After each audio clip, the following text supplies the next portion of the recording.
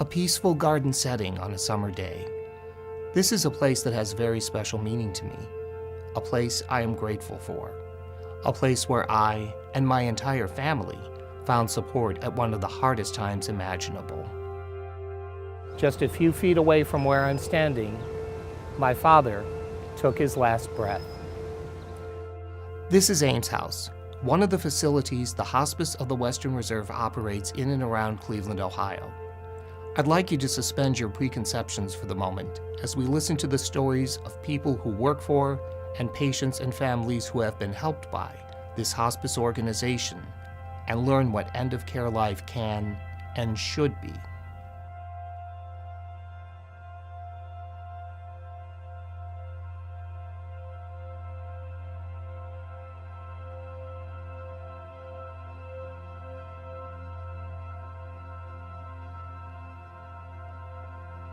How you feeling?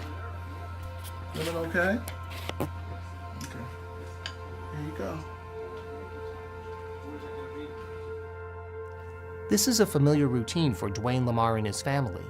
Dwayne's mother Beatrice needs help with the essentials: eating, bathing, and getting around.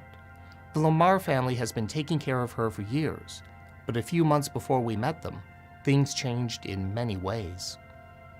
Well, my mom's health has been declining in the last 2 years, and in January, just took her for a general checkup at Metro Health, and they done some x-rays, and then they informed us that me and my wife, that she was to come down with lung cancer. And at that particular time, we knew that we would need extra help at the home, and they referred us to hospice. Good morning. Thank you for calling the Hospice of the Western Reserve and Hospice of Medina County. Margarita speaking. May I help you? On a daily basis, I get calls for patients, families, referral sources, hospitals, physicians, nursing homes, assisted livings, independent livings, group homes, for patients in need of hospice care, meaning that the patient has a terminal diagnosis or life-limiting illness that requires hospice care. 9 times out of 10, it's usually family members who are not familiar with hospice but was told that a loved one needs hospice care. So, my first contact was within 48 hours. I called them within 24 hours, and then they were here the next following day. Anytime a family calls and they're in crisis, there's a need, a loved one is dying, for lack of a better word, it drains on you, the younger, the older, anyone, that calls and they're in crisis mode, they need help. One of the first things we learned about hospice is that it's not a place. When you hear the word hospice, many people think of a facility, and they do have those, but hospice is really a level of care, and for the families like the Lamars, it means they don't have to go it alone. Hospice of the Western Reserve embraces the concept that people should be able to live wherever they want to live. And as Americans, most of us don't want to die in a nursing home or a hospital. We want to stay at home. Hospice of the Western Reserve is the best opportunity for people to achieve that goal and stay at home throughout their illness. Literally 95% of all the patient days we provide are in the home setting. It used to be that it was thought of as hospice being kind of a last-minute thing. You come in when the person is in an actively dying state, and we like to get people earlier than that, so that gives us an opportunity to provide more for them, make them comfortable, help their families. It can make such a difference, in the final weeks and months. Hospice of the Western Reserve takes care of far more than a patient's immediate health needs. They were able to connect the Lamars with services that help them get a chairlift, so Beatrice can get up and down the stairs, a renovated bathroom with an easy access shower, and a wheelchair ramp. They made it easier for the family to take Beatrice out for short excursions, like trips to the beauty salon. There's this thought that when you call in hospice, all they do is put your loved one in a corner, shoot them full of morphine, and just leave them there to die. And that is so not the case. What we do is try to help a person to be comfortable. Sometimes that's with medications, but a lot of times that's with doing those things that bring quality of life. Martha's service area includes East Cleveland. It's an area with a high population of minorities. These communities can be underserved by hospice care. That's something the Hospice of the Western Reserve is fighting to change by reaching out to local healthcare providers and educating them about the benefits hospice can offer in the early stages of a terminal illness. We have an African American Outreach Committee, of which I am privileged to serve as the chair. And our goal is to get the education out there about what hospice is. There is a lot of distrust in the medical system in this particular community based on a number of things that have happened historically. And so our role is to help to dispel the idea that hospice means giving up. We've also partnered with the Hispanic community. It doesn't seem like much, but just the word hospice in itself has a negative connotation because the word hospicio in Spanish means asylum. And so trying to help people to move beyond the stigma of even just that word is something that we're very committed to doing. The Lamar family isn't alone in their determination to care for their loved one at home. Being surrounded by loved ones and familiar things can really boost a patient's spirits, which is especially important for quality of life in terminally ill patients. It's also important for those like Beatrice who have conditions like dementia, since unfamiliar people and surroundings can cause them anxiety. When patients receive a terminal diagnosis, it's perfectly understandable that they will feel fear, anxiety, depression, a whole range of negative emotions. But while we were in Cleveland, we were privileged to meet a woman whose positive outlook, in spite of her prognosis, was truly inspirational. My name is Herta Schweiger, and I'm 83. I've been treated by hospice since about May the 10th, I believe, with a short interruption for a vacation. That vacation was kind of a memorial cruise for my sister. I used some money that she left me to take my whole family on a cruise to the Caribbean, and we all had a wonderful, wonderful time. Herta was able to take her vacation with the help of hospice, which arranged for her to get necessary medication and portable oxygen tanks. That may sound like a big undertaking for someone who needs hospice, but as we spoke with Herta, we realized she was not a woman to take life sitting down. Dying is an event that will happen for all of us, and it happens in a moment. What good hospice care is about is recognizing that we are here to help people live, and live well while they struggle with their illness. In doing that, we celebrate every moment. We bring joy out where joy may be hidden. We uncover the beauty that can exist when all of a sudden your priorities are refocused. A year ago, I thought I was the healthiest person in the world, and I did everything. Basically everything that I felt like. You know, bicycling and swimming and kayaking and canoeing and all this. I skied very heavily. As a matter of fact, for 38 years until this past January, so that's only a few months ago, I was a ski instructor, and I loved my job from the bottom of my heart. I have several conditions. I have congestive heart failure, and I have water in my lungs. I have arterial thrombosis in both legs, and I have to keep going so that I would, would not kind of rust. When I'm sitting, I feel very normal. I feel very comfortable, but walking is a different story. I have to be, I can't walk very far. Somehow I get weak, and so any other activity but what I can do sitting down might be a little challenging. Patients can get significant healthcare support to enable them to stay at home as long as possible, which means fewer trips to the doctor or the hospital. One of the biggest pieces of training that I do with families and patients is about medications. We're often adjusting medications frequently, and so I would be explaining to them what the risks and benefits of using the medication are.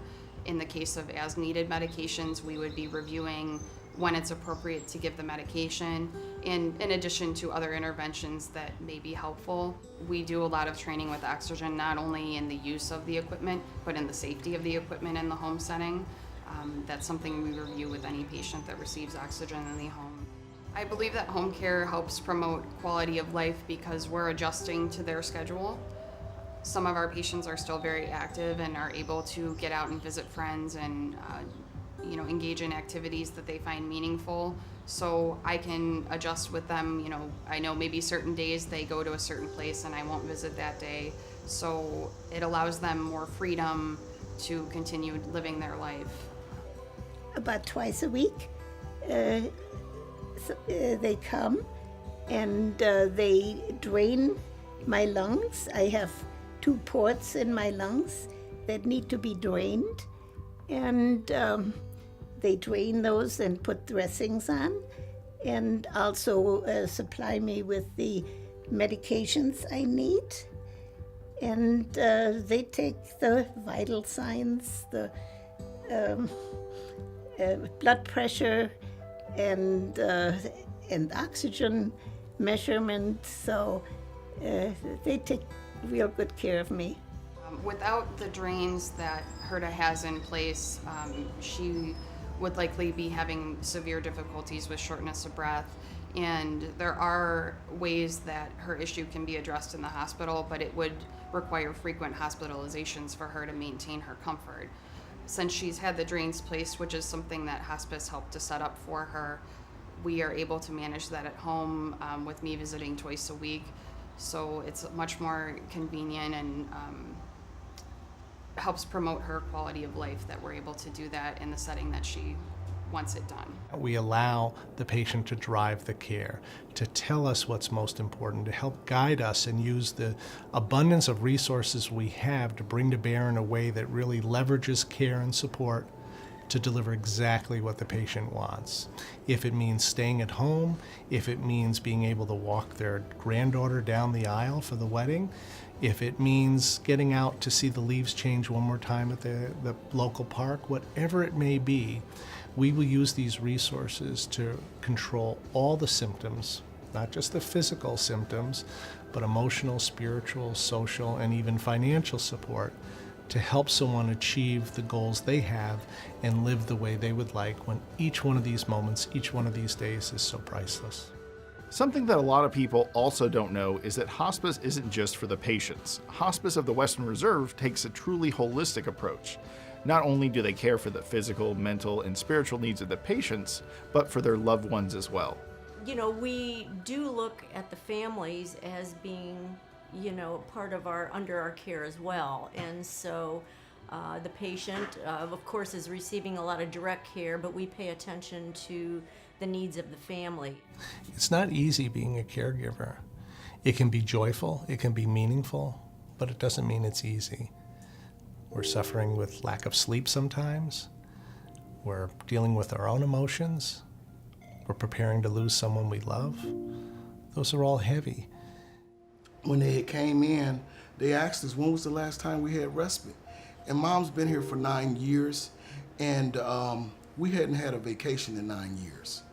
And they immediately addressed those issues for me and my wife. And the reason why we weren't able to, because we couldn't find facilities that met our needs, that we wanted to leave. My mother, when you leave someone and your loved one, when you go on a vacation, you want it to be a vacation. We can arrange for a patient to be at one of our inpatient facilities or any number of care facilities that we have a contract with, and we can care for the patient there for 5 nights and give the family a break. We reassure the family that the hospice team is going to be checking in on the patient frequently. So oftentimes caregivers are a little apprehensive to turn over the reins even for a short time on the care for their loved one.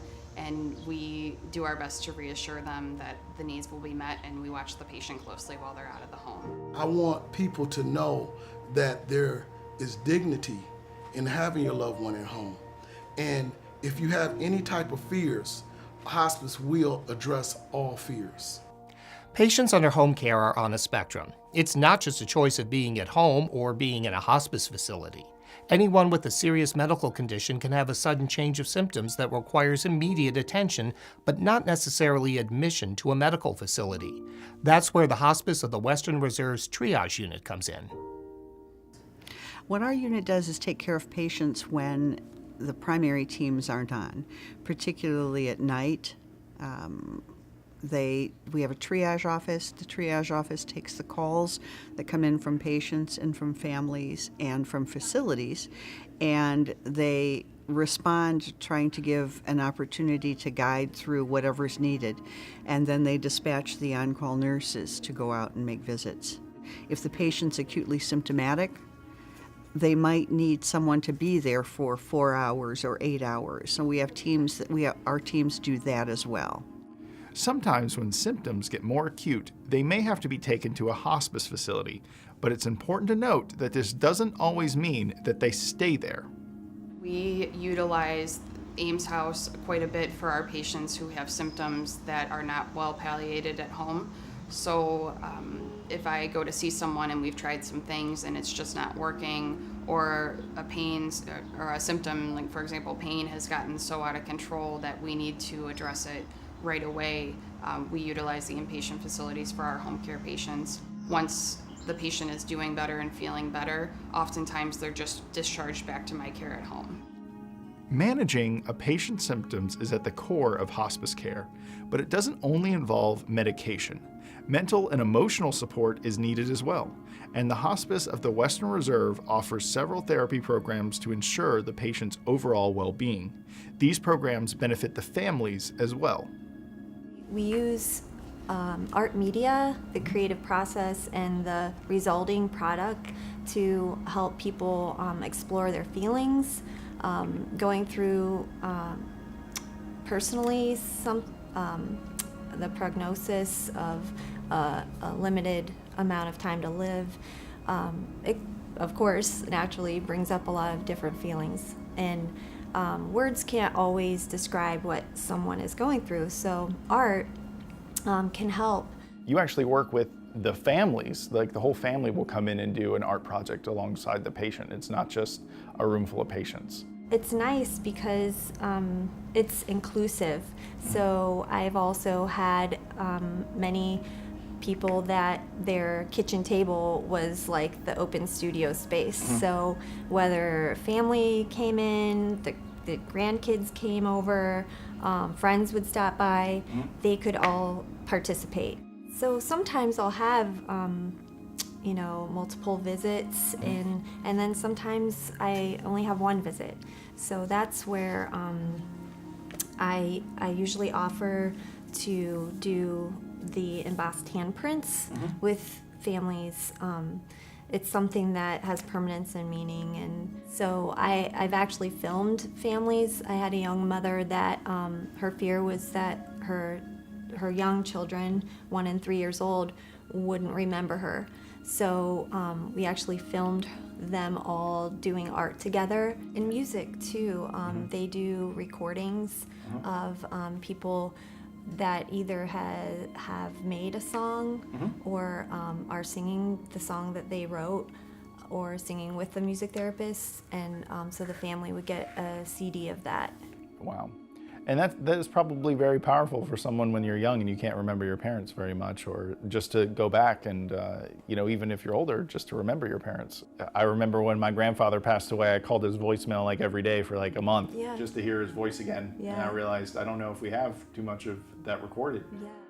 When someone is admitted to an inpatient hospice facility, even if it's just for a brief stay before going home, it means leaving behind the things they know and love. That includes pets. Several studies have shown that having pets can help reduce stress and improve a person's overall outlook, and that's why Hospice of the Western Reserve incorporates pet therapy as a part of its approach.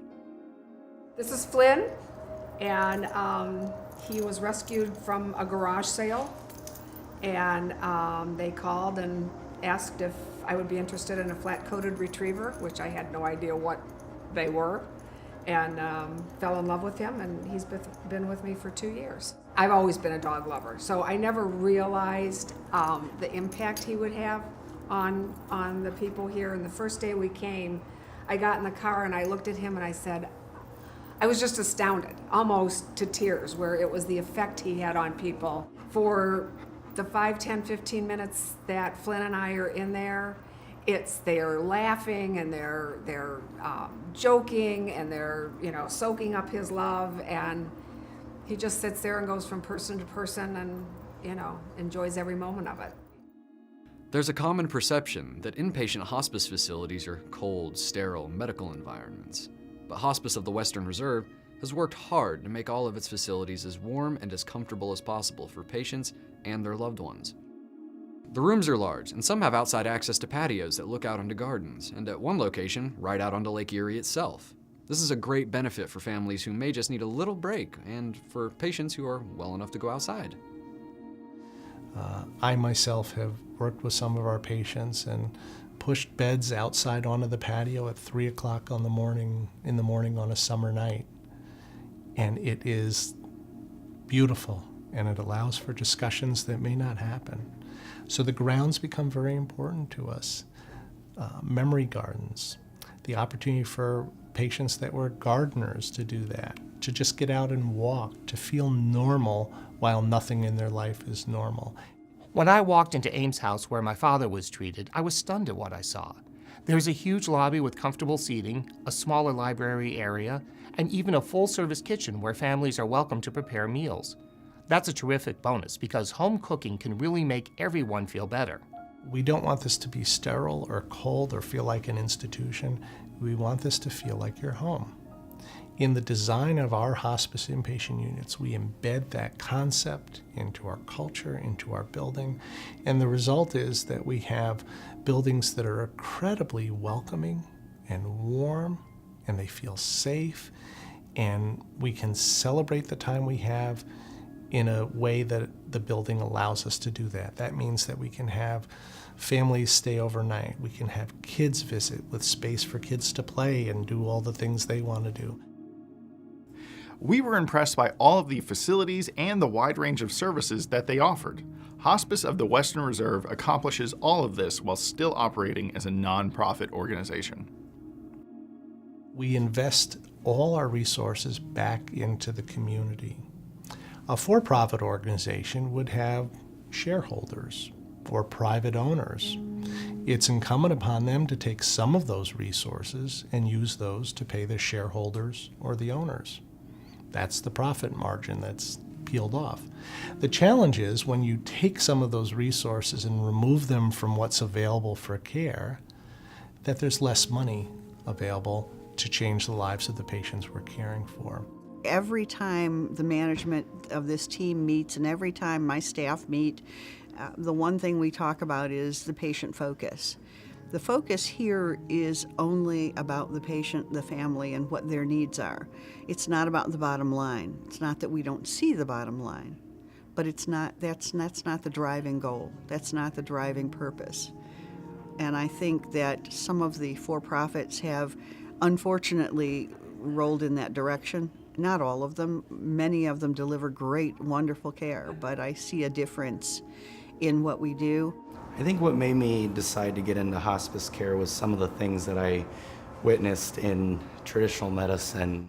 I kind of didn't like the model of more suffering to one day equal better quality of life. I wanted to be more involved in helping people with quality of life and acquiring dignity and maintaining some of the autonomy that these people are losing.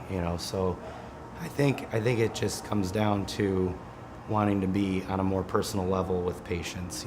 The time that I get to spend as a hospice nurse with my patients really couldn't be accomplished in many other capacities. We've seen most nonprofit hospices accepting everyone regardless of their ability to pay, whether they have a house, whether they have caregivers. And some of the challenges have been quite unique. We've cared for homeless people under bridges. We've cared for destitute families. We've cared for people with drug and alcohol issues. We've cared for children where families are just beyond themselves that they're losing one of their babies. Anytime that you have children involved in this process, in this journey, it makes it particularly difficult. Our occasional pediatric patient really does take a lot out of us, but also the opportunities, again, that come out of it are amazing too. When you hear of pediatric hospice, it is not something that needs to be scary. It's something that we really are looking at. How do we help support the family and bring quality of life so that they can have the best moments that are available to them as they are walking through that journey of not knowing exactly when their child is going to die, but knowing that that end may come, being able to help create those memories and those lasting memories that they can hold on to.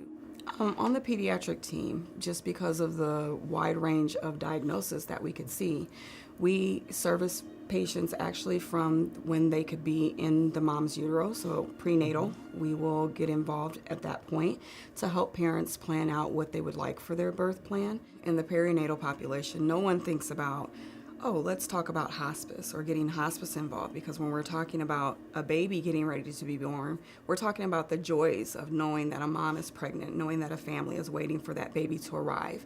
And so the mixed feelings that come along with that, those parents receiving a diagnosis like a trisomy 13 or a trisomy 18 that says their child is going to have a life-limiting disease, and they know those things early on. And so what we will do is a lot of times it's the support to the mom and dad as they're planning. What is the birth going to look like? What could happen at that birth? And so a lot of what we're doing is we're helping to create that birth plan. What is it that mom and dad want? Do they want to do any feeding? Do they want the monitors on to be able to hear if the heartbeat is lost? We're also supporting if there's siblings in the home. What happens early on is once the siblings know that mommy's pregnant, that's all they understand is that they're going to get a brother or sister. And so to help explain to them the fact that, okay, this is, yes, you're going to get a brother or sister, but they could not be here long. Thanks to her experience with hospice care for her young daughter, one woman was inspired to reach out to other parents facing similar heartbreaking ordeals. After our 20-week ultrasound, we learned that our third child was going to be born with a cardiac condition. We weren't sure what the level of the condition would be, but we were prepared for open heart surgery, as scary as that sounds. Eleanor lived for 5 days. After losing Eleanor, David looked at me and said, we're going to donate rocking chairs to children's hospitals, and we're going to call it Eleanor Rocks. So the goal and the mission of Eleanor Rocks was to provide a place, a location, something that's normal, to hold your child, to rock your child, to read with your child. A lot of times people don't realize the simple things that a parent desires. And when Eleanor Rocks, when that foundation decided to give rocking chairs, that is something that a lot of times parents want that moment, just to be able to sit in a rocking chair and hold your child and to be able to rock them. And so for them to be able to know that there was someone else that thought of them, of someone going through this, to say there's just that little special moment that sometimes a parent wants. In 2012, my husband David was diagnosed with FTD-ALS, which is a rare form of Lou Gehrig's disease. Once again, the Hospice of Western Reserve became a very intricate part of my family's life. And tragically, after his brave battle of 24 months with the Lou Gehrig's disease, my husband passed away here at the Ames Family Facility. After losing David, my brother Rob and my sister Renee and I were all together, and I said, how are we ever going to repay the individuals that helped care for David and were in our home for 13 months during his journey? And my brother true to David's character and personality, said, we're going to donate Eleanor Rock's rocking chairs to the Ames facility and to the Hospice of Western Reserve. While the goal of hospice care is to maintain as much quality of life as possible for patients, it has to be accepted that people in the program are measuring the remaining life in terms of months or weeks. Eventually, they will die, but that doesn't mean the end of hospice care. In keeping with its commitment to take care of families of patients, Western Reserve continues to offer help and support. My husband was admitted at about 1:30 on a Tuesday morning and passed away early Friday morning, 3:45 to be exact, of that same week. We had no idea that it was going to be that quickly. Because we only had received the diagnosis approximately 8 weeks before, this was a big shock. Hospice came and called, and they were very concerned because my youngest son has Down syndrome, and the bereavement counselor from Ames was very concerned about him. She came to the east side at least once a month for probably at least a year, so that she could talk to him and take care of him with his grief issues. We actually make a phone call to family members within a month after the death of their loved one. If a family member would choose to have an earlier call, then we certainly would make an earlier call if they request that. There's quite a variety of bereavement services that we offer. We do offer one-on-one support to individuals who are interested in that. We also offer a variety of grief support groups. We have a 6-week group called Circle of Hope. That is an educational group, and it's an opportunity to meet with others who are grieving. My progress, it's almost hard to define for me. Obviously, my grief isn't as fresh.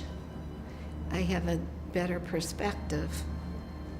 What I'm finding is everyday life is easier insofar as a new routine, a new normal developing. At the same time, grief is something that is so personal, and I think it doesn't really go away. The heart has the capacity to hold it, and in some ways experience it deeper, not so freshly, but deeper. It's almost harder in some ways.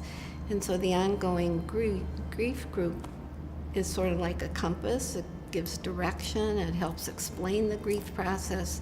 I hear how other people handle different situations. I can participate and say some things that have helped me. We talk about how to memorialize somebody, and everybody has different ideas. And recently in our Widows and Widowers group, there was one of the members of the group asked, why do people continue to come to group? We had a very interesting conversation because people shared what meaning the group had for them. People said things like, it helps me to feel normal. I feel accepted and welcome, respected. It's a place where I can share in a way that I can't with other people that haven't experienced this. So it really is very validating, and it's one person used the word, it's like a compass, and it's really a safe place.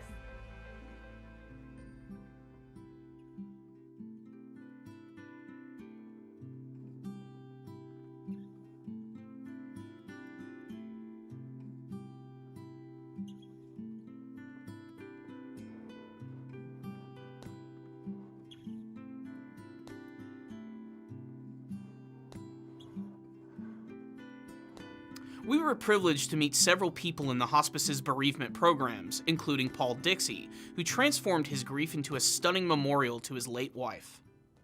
Her name was Jane Loisdaughter. She was a hippie. She died at 59. She had huge commitment to truth and honesty through her life. It's something that I picked up from her, not as well as her, but something she taught me in life. But that was maybe the most central part of her life. Her pride and joy in life was her long red hair.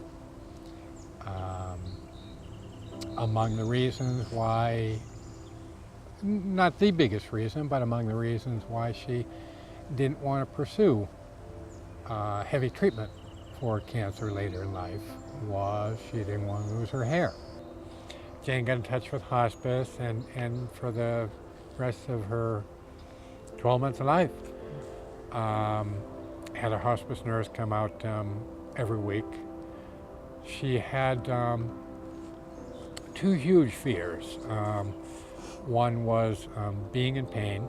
The other big fear was the cancer getting into her brain. Thank God it did not, never did get to her brain. And thank God hospice kept her pain very well under control. This beautiful monument on Paul's land was a true labor of love. Friends and family helped place the stones to build the monument, which, by the way, uses almost no mortar. This monument was made with 97 tons of stone, brought in on 4 semis. Details were extremely important to Paul, such as leaving openings for the roots for a nearby tree so that it could continue to thrive.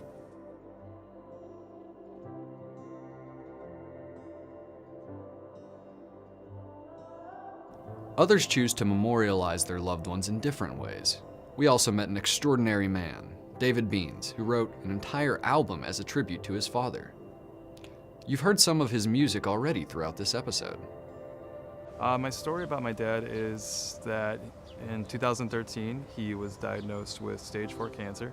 At the time of his diagnosis, my dad and we weren't very close and hadn't been speaking. And the reason we weren't speaking for roughly the 10 years before was I gave him an ultimatum about his alcoholism. And unfortunately, he chose that, to continue drinking. And in the emergency room at that time, everything kind of bygones were bygones, and my family was there, and it just seemed like we all teamed up, and we decided we were going to help him. Eventually, things got too bad, and for us to really help him in terms of the amount of care that he needed. Thankfully, the people from hospice were able to come out and talk with my dad on numerous occasions at his house and really kind of explain what they could do and how they could help him and how they could help us. And I remember the last day that before he passed away, there was staff in the room with us. His favorite nurses were in the room with all of the family.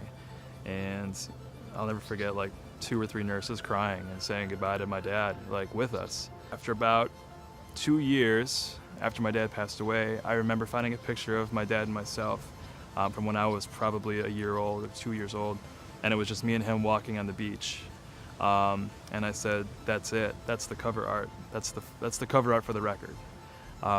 So the first thing I had was the cover art, and I knew the title of the record because the last text message my dad ever sent to me was "Okay, boss," because he always called me boss.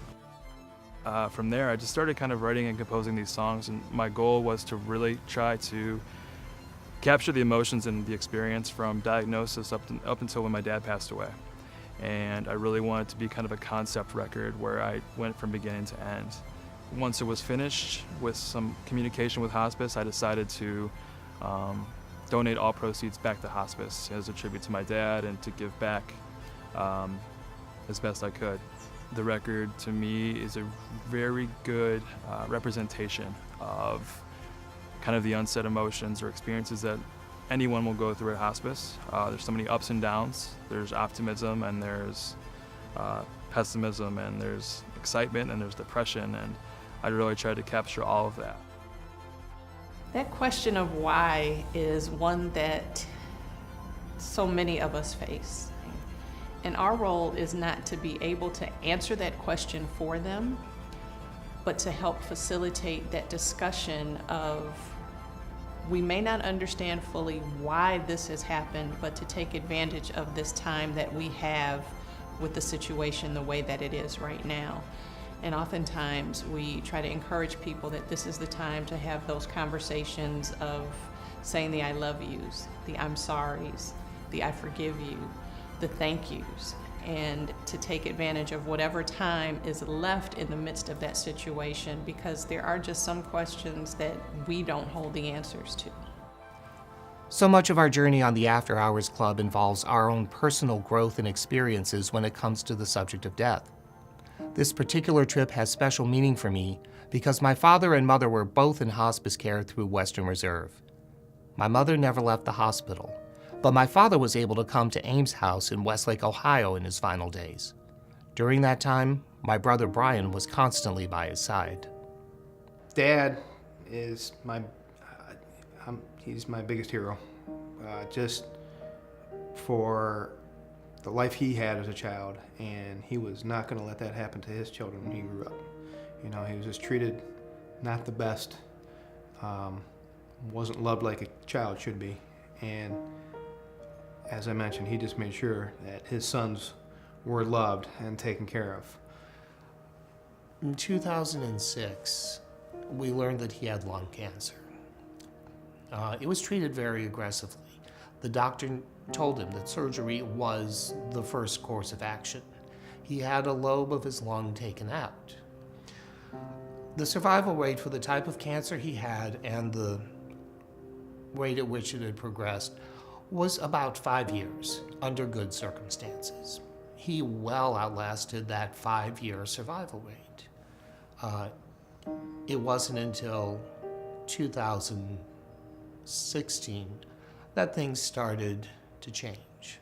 You know, it was just a few days after we went down to the Cleveland Clinic for a bronchoscopy, and when we went into that bronchoscopy, we were planning on it coming back as a stage 3, and the doctor came back and said basically what I saw in there was stage 3, and it was 2 or 3 days later when Dad actually spoke to his lung specialist that he let me know it was stage 4. I went home that May, and we spent a week together and did a lot of things. Went through a lot of family albums, pictures he dug out of the attic. But seeing all those pictures just reminded me of just how much he had gone through and just how much he had worked to ensure that my brother and I had everything. And now I was looking at these pictures and realizing that one day he was going to be pictured too. And that would be all I would have left. There was the Western Reserve case manager out at the hospital who I saw. You felt at ease the second they walked in. You know, they were comforting, and they knew exactly how to talk to, you know, somebody who hadn't been through this yet. They just did a nice job of really explaining how everything works. Not just one end of things, but just how the whole process works. They talk to you like they were somebody who ran a business. They talked to you like you were family. They treated him like a person should be treated in that situation. You know, they weren't, you know, just part of somebody's, you know, checklist of things to do. And, you know,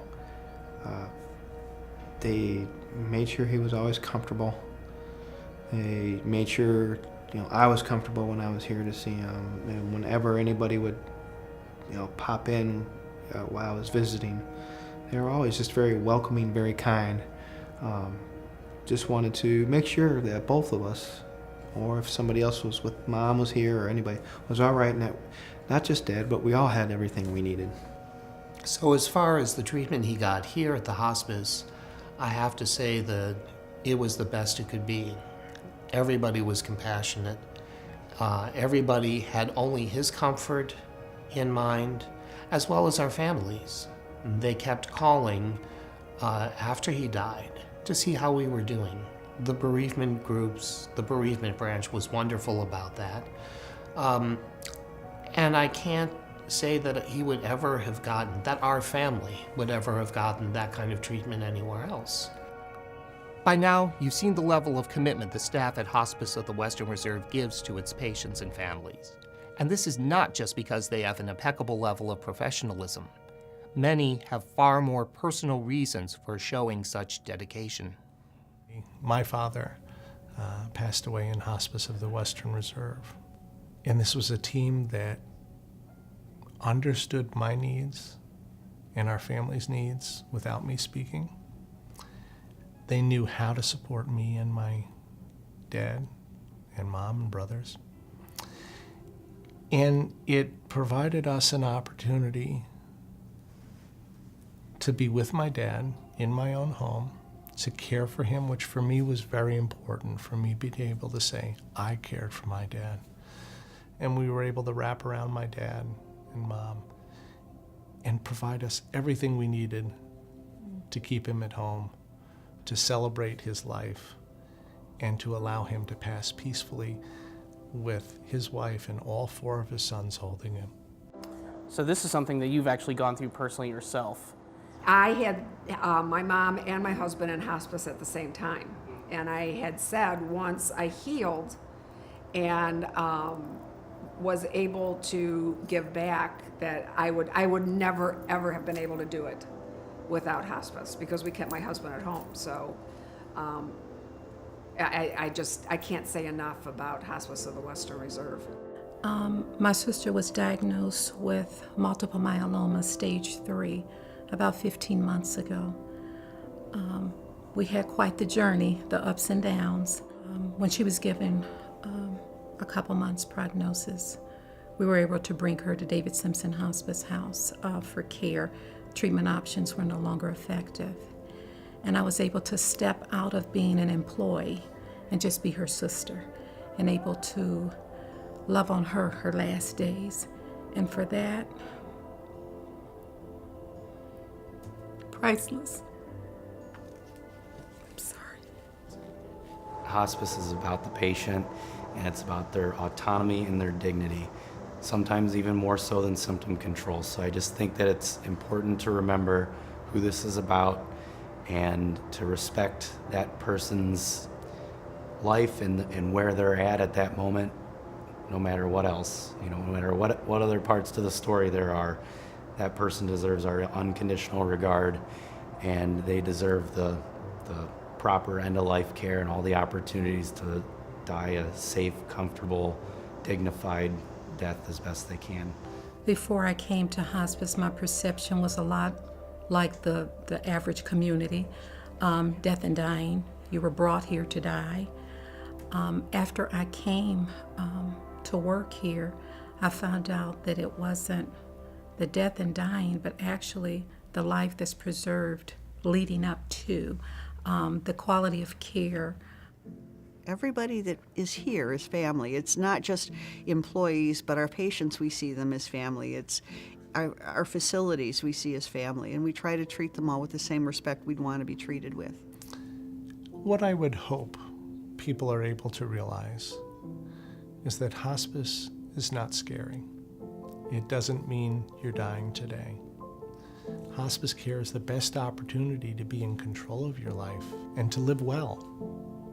We can't avoid dying, but we can bring meaning and hope and love and joy to those months and weeks and days before that happens. That's what hospice can do. As a country, we need to not be afraid of the word hospice. We can't downplay the devastating impact that a terminal diagnosis has on patients and their families. But after that diagnosis, so much depends on your frame of mind. You can't change the outcome, but you can change your outlook, and that can make all the difference. After we wrapped up filming, we learned that one of the home care patients we visited, Herta Schweiger, had passed away. Herta was a unique individual, and we're grateful to have had the chance to meet her and see for ourselves how greatly someone's outlook on life can make the approach of death a little easier. I have no complaints. I just can be grateful, and I feel that a grateful spirit, an attitude of gratitude, carries me through anything that comes along, and I really have no reason to complain or to be negative. I think it's important to look positively at life and enjoy every moment that you have.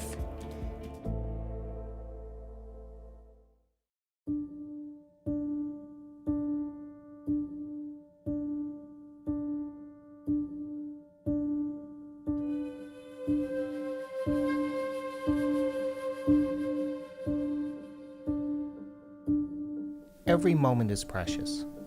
It's one of a kind. It's never going to happen again. Do you pay attention to your moments? Or do you just let them slip away without understanding that you can never get them back? A moment is very brief. Surely, you won't miss one or two if they drift away when you're not looking. You'll have plenty more in your life. Well, that's what most people think. But let me take you out of that mindset. Spend a few of the moments you think are so easily replaced considering this. Right now, the sun is rising somewhere. What's in a sunrise? Just like moments, each sunrise is unique. Every second, countless trillions of tiny particles are streaming from the sun. Some are atoms. Some are just the building blocks of atoms, protons and electrons. Most of those particles are called photons. They are responsible for the light we see. And the way they interact with our atmosphere lets us see all the varied colors of this sunrise. Many of those particles will stay right near Earth, but some will eventually make it back into space and flow away. A small number will make it through the solar system, where they will drift in space. But space is vast. There's a lot of emptiness. Of those particles that escape our solar system, only the tiniest fraction will eventually, perhaps billions of years from now, be caught up in an interstellar cloud that one day will compress and form a new star. But will that star have planets like our Earth? Will even one of those planets have an atmosphere that creates beautiful displays of light and color when photons hit it just right? And will there, one day on that planet, be sentient life that can look up and marvel at the sunrise? That's how unique every sunrise is. That's how unique every moment is. So when you have a chance to share a moment with someone, remember, that moment is never going to happen again. One day, the chance to spend any more time with that person will end. How many moments are you willing to let go by without appreciating them?